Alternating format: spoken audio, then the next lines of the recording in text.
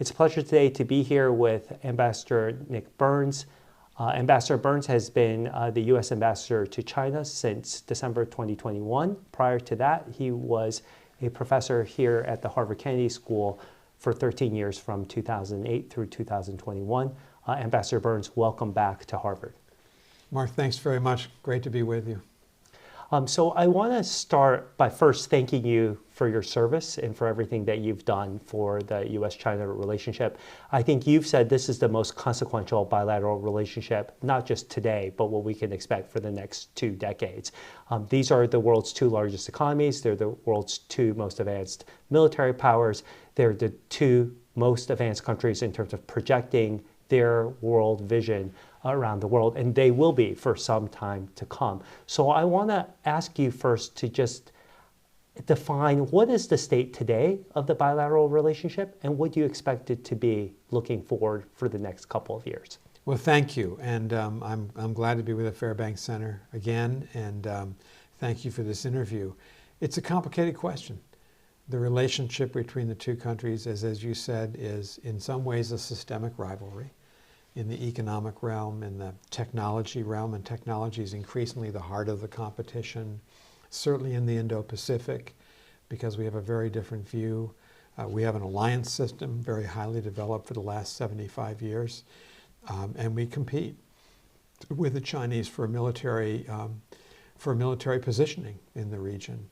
We have, on the competitive sphere as well, a big economic relationship, but we find that the playing field is not level for American companies, and there are built-in disadvantages and disincentives for them to be able to succeed. And as you know also, we have very strong disagreements with the Chinese, with the government of China, on human rights, on what's happening in Xinjiang and Tibet and Hong Kong, the lack of religious freedom in the country.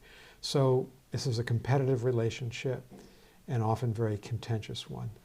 At the same time, we are trying to work with the Chinese on issues that are important for both of our countries and also important for the globe. So we're the 2 leading carbon emitters, and we're working with the Chinese on climate change and trying to align our positions and work together in the UN process that's so important to decrease carbon emissions and to see the world be able to achieve the limit in the increase to 1.5 degrees Celsius.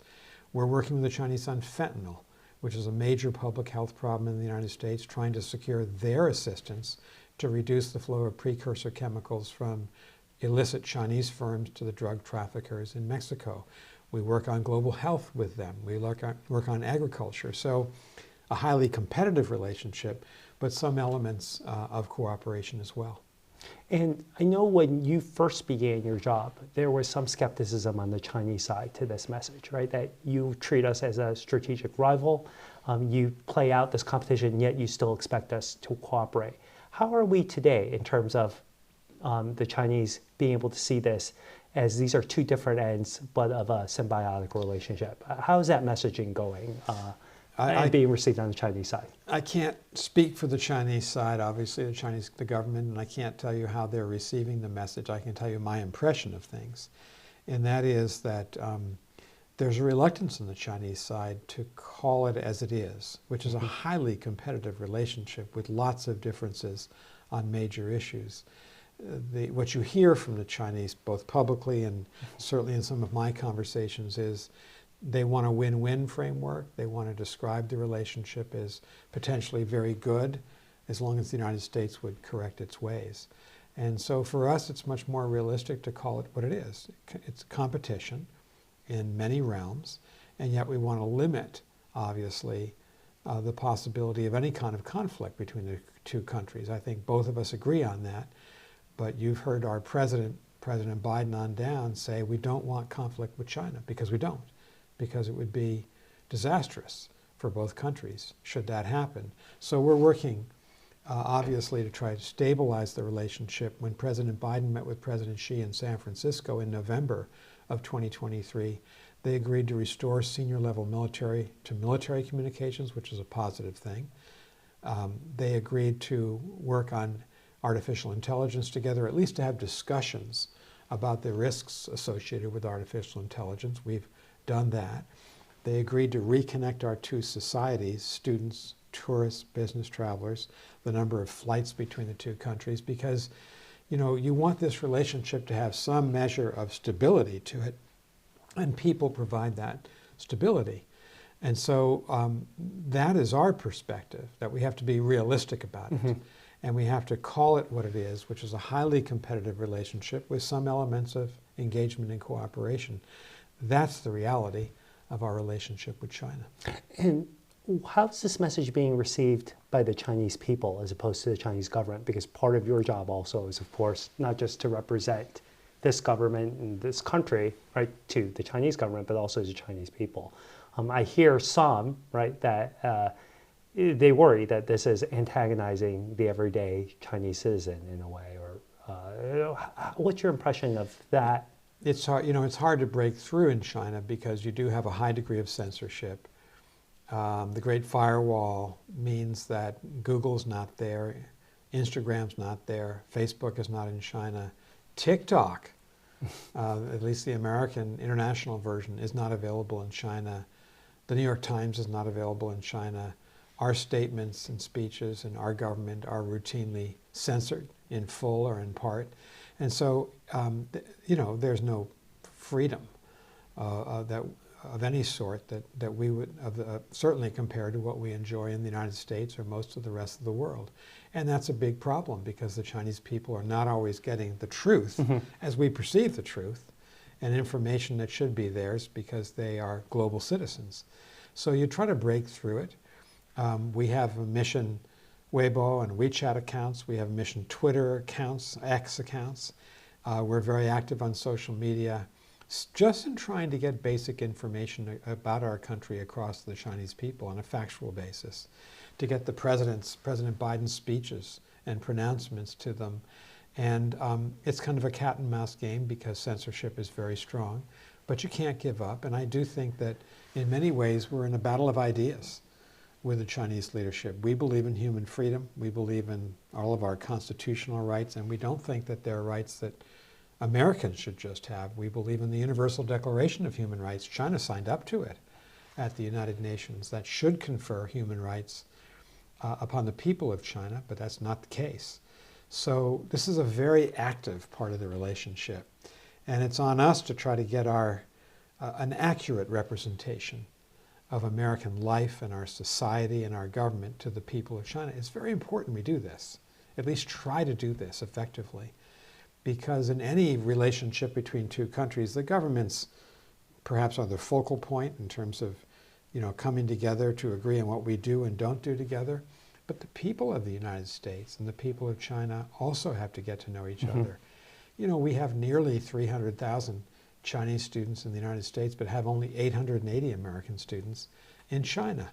And so we want to get that number up. We want young Americans to understand the other great superpower in the world, to speak the language, to take the time to be here. And we had that going before COVID, but COVID interrupted all that. So we're trying to build back some of that connectivity that's so important in a bilateral relationship. And I know you've had a long history interacting with Chinese officials. You're one of our country's most seasoned veteran diplomats, but it's also your first time living in the country. So I just wanted to ask, what's been most surprising to you living in China compared to the China you expected or the China that you sensed when just dealing with them in a diplomatic sense? It's an interesting question. I have been traveling to China since 1988, so 36 years. So I'd seen official China. I'd met a lot of government officials. I'd negotiated with the Chinese, worked with them for decades, but I'd not lived there. What's been surprising? A lot of things. How green China is, how the cities have become much more environmentally friendly. Millions or billions of trees have been planted in this country. Right. It's extraordinary. Yeah. I remember Beijing in the late 1980s as a hot, dusty, still hot, but a dusty, almost treeless environment. And the neighborhood I live in is covered streets, beautiful trees on each side, beautifully attended parks, a great deal of attention to the environment by the Chinese people and the insistence of the people on clean air, for instance. The fact that the air in Beijing and in Shanghai is so much cleaner than it was 10 years ago or 15 years ago. I should also say part of my job is, obviously a big part of it, is to be the contact point between our government and the government of China.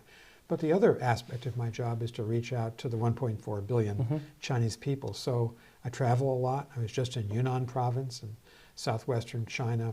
I was in Xiamen and Fuzhou before that, Shanghai as well, just in the last couple of months.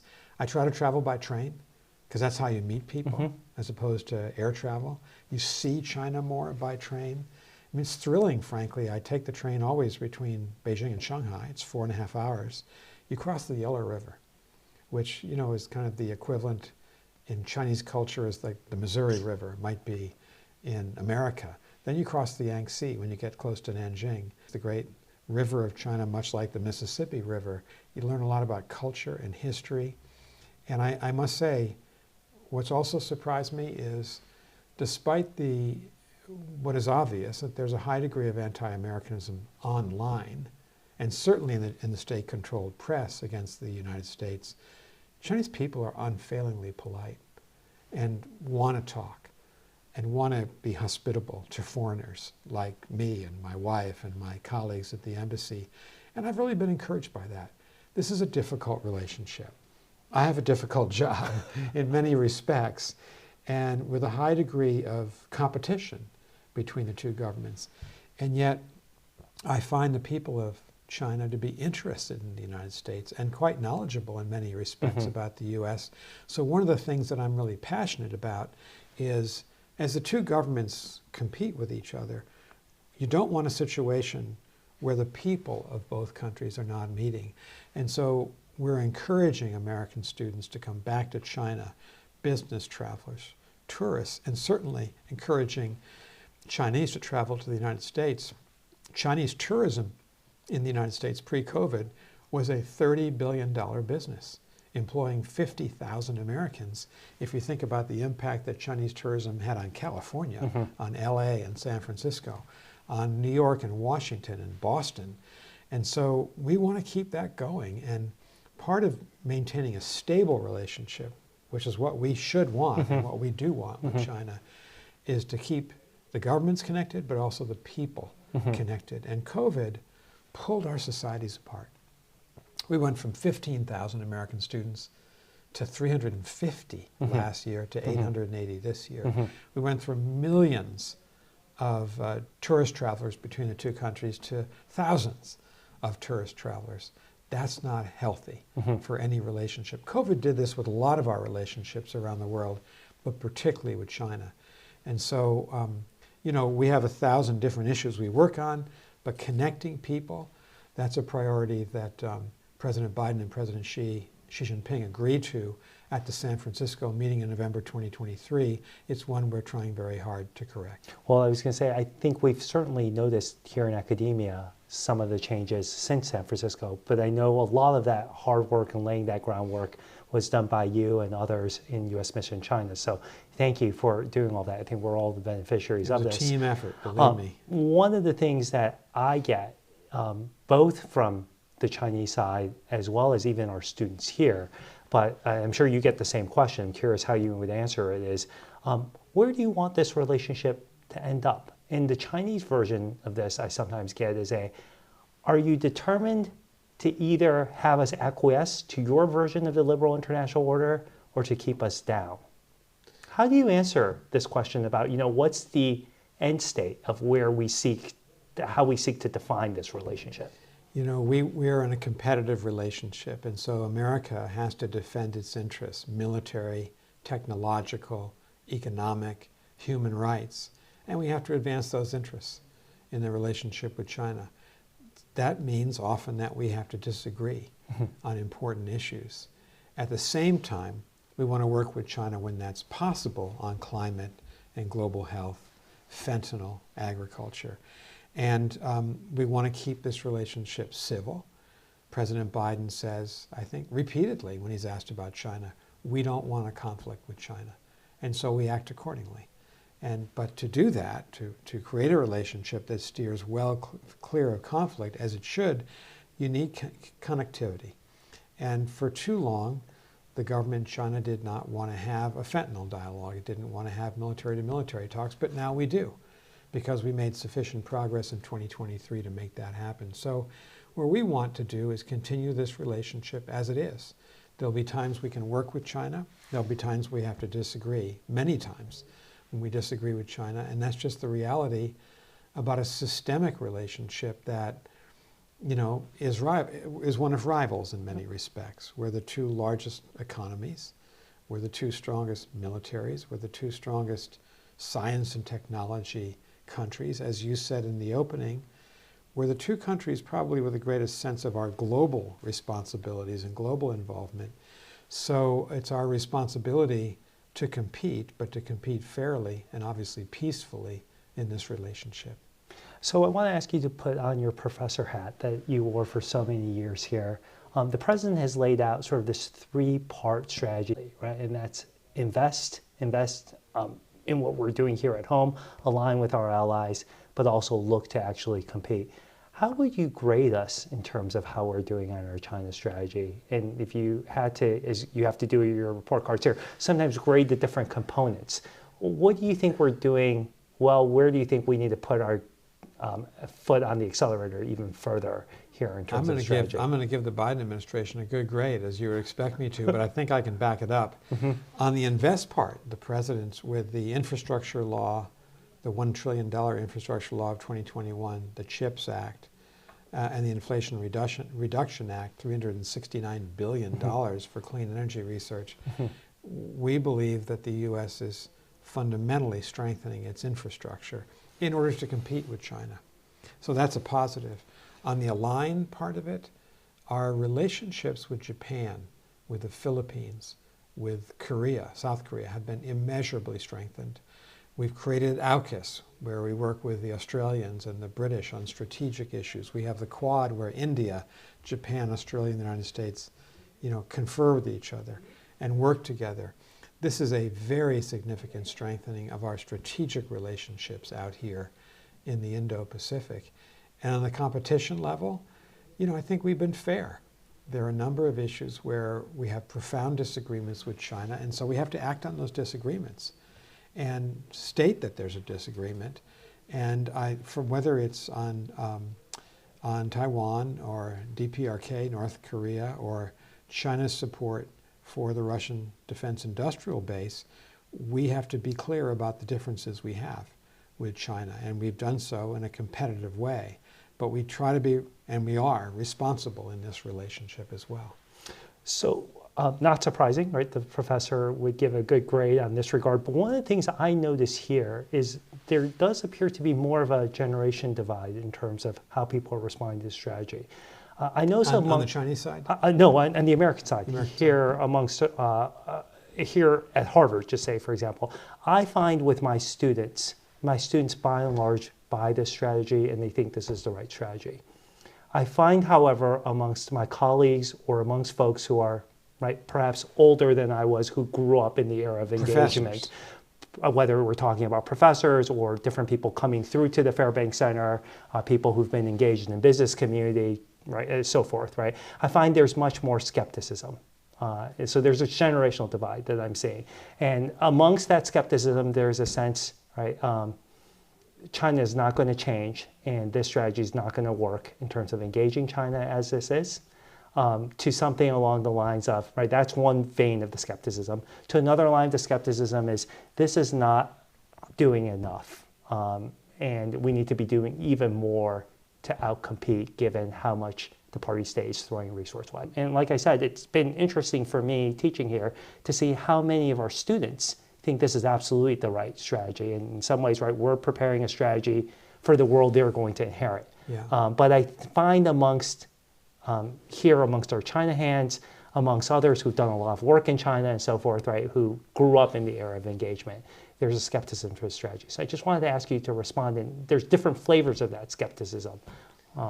Well, if we're between two different poles of criticism, we must be doing something right, if we're in the middle between those two poles of criticism. Look, you know, in a democratic society, people have a right to speak up. They have a right to tell us that they're unhappy with the job we're doing. But we feel confident that we have the right strategy in the relationship with China. On the one hand, we are trying to engage China. But, you know, you need a partner. You need another country to say they're willing to do it. And sometimes, more often than not, at least in the past several years, it's China that's been unwilling to step forward and cooperate with the U.S. I hope we can continue cooperation in some of the areas we've talked about, in climate and fentanyl, global health, that kind of thing. As to changing China, the late Professor Jonathan Spence at Yale wrote a very famous, very good book in 1968 called To Change China.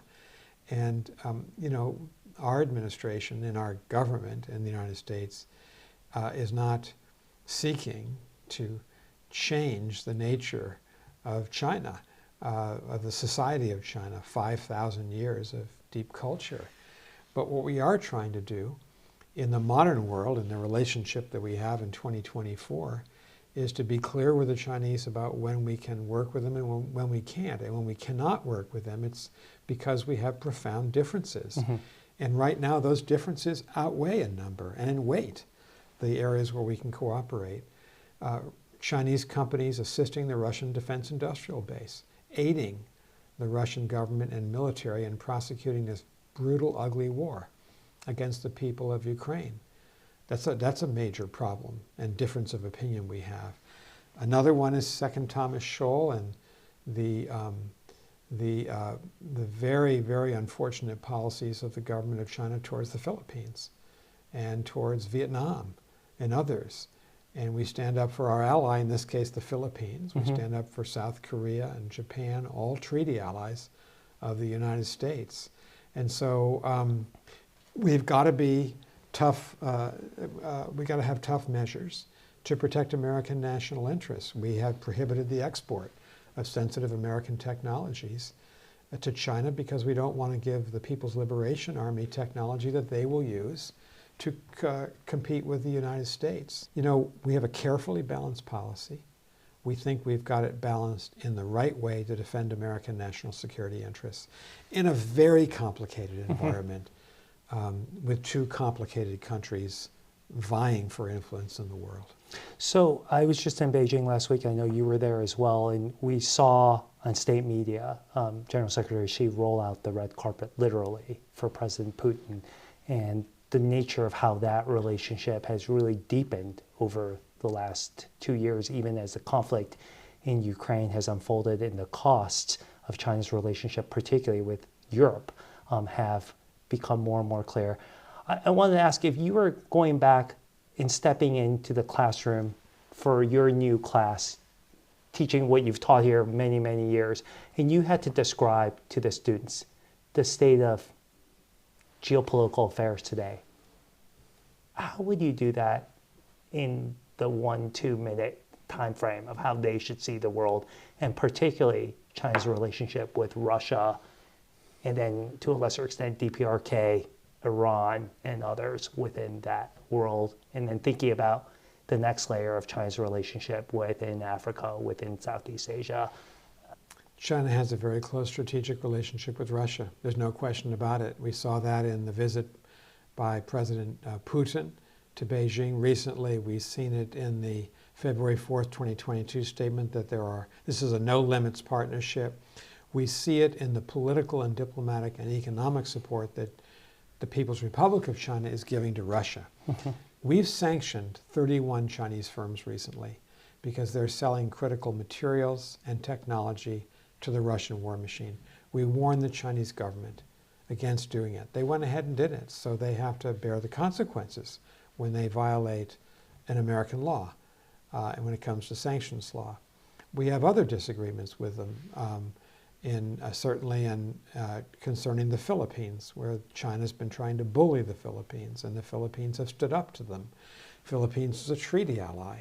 And so I must say, I think that the relationship is highly competitive between the two countries, the United States and China. And we ought to anticipate that China and Russia will be working together for the foreseeable future. We don't agree with what they say they want to do, and what they want to do is diminish the weight of the democratic countries in the world and diminish the power of the UN system that is foundational for the world order that was created after the Second World War. And that includes the Universal Declaration of Human Rights, which China has repeatedly violated. So it's a very complicated, divisive relationship between the two governments. And yet, as I said before, we do want to find places we can work together to cooperate, and we certainly want to steer well clear of conflict. So one of the major worries about conflict, obviously, is the Taiwan Straits. And you have a very difficult job walking that fine line between making sure we support democratic society within Taiwan while making sure that China understands, as the president has iterated, we don't support Taiwanese independence. We have a one China policy and so forth. What keeps you up at night about that issue? And we've seen how emotional that issue can be in the response to Speaker Pelosi's visit. You experienced that firsthand in Beijing. So what keeps you most worried about getting that deterrence piece correct to avoid conflict? We want a peaceful resolution of this dispute. We've been saying that for decades. The America's one China policy has not changed. Our policy towards Taiwan has not changed. And we think it's incumbent upon the government in Beijing to commit to a peaceful resolution of this dispute. There are very few disputes internationally, all across the world, where one party continues to threaten the use of force against the other. And so our role here is to be consistent with the One China policy, consistent in our obligations under the Taiwan Relations Act, and obviously consistent in being a voice for peace and a peaceful situation in Taiwan, and that's what we're working towards. I want to close by asking one last question, which is, part of our job here at the Fairbank Center is to train the next generation of individuals who study China deeply, but also to train students to have some awareness about China regardless of whatever field they're going to, even if they're not going to become China specialists. There's increasing skepticism or worry about doing that, whether you're a student looking at fewer job opportunities that are tied to this, or parents who are worried about their child's safety in terms of taking on Chinese language study on the mainland and so forth. Yet it's more important than ever, given the critical nature of this relationship and the fact that this is going to be the defining strategic relationship in many of our students' lifetimes. What advice would you have to students who are watching this about how they should be thinking about how to pursue understanding China in the course of not just their time at university, but also in the early stages of their career? Yeah, my advice would be that China is a fascinating country, and it's one of the major countries in the world, very important for the future of the globe, is the Chinese role in it and leadership role in many respects. So in a situation like this, I hope we'll have a lot of young Americans who will want to study Mandarin, who will understand the value of traveling to China and maybe becoming, whether they work in business or academia or in government, a China specialist. Because as you said, Mark, this is the most consequential relationship that the United States has. China is our major rival and competitor in the world. And yet it's also a country with which we trade. It's our third largest trade partner. So these aren't contradictions so much as parallel realities. And we've got to be smart about this relationship. The Biden administration has been very tough-minded about the relationship with China. We've imposed a considerable number of sanctions on the Chinese government and companies and entities of the Chinese government. And we do that to protect our national interests. But it's part of that national interest is having a relationship where you can talk together, where you can communicate important messages, where you can work out problems peacefully so that they don't descend into a military dynamic that could be very destabilizing between the two countries. And we take that very seriously. So that's the best way I can describe this answer to your very good question. Well, Ambassador, it's always a pleasure to welcome you back here. Thank you again Thank you, for your service, and thank you for taking the time to talk with us. Thank you. Pleasure. Thank you.